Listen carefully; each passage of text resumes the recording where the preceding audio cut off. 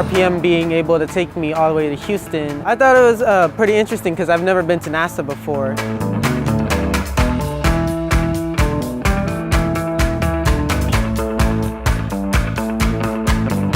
Once I saw, hey, we're coming out to NASA, hey, we're doing keels and wheels, concourse to elegans, I was like, hey man, RPM I think is pretty cool. The juxtaposition between muscle cars, horsepower, and thrusting into outer space is how we're connecting those dots.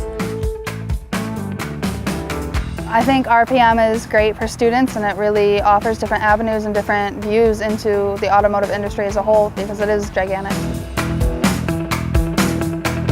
Today we went to NASA and we talked live with an astronaut from space. His name is Drew, he's really cool. He's a car guy.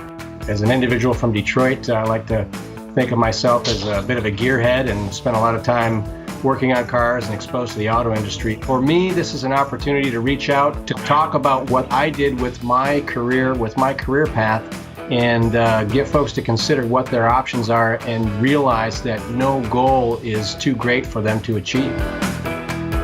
I would assume it's similar. I mean, besides the whole lack of gravity, but I mean, wrenching is wrenching to me. I'm a car guy.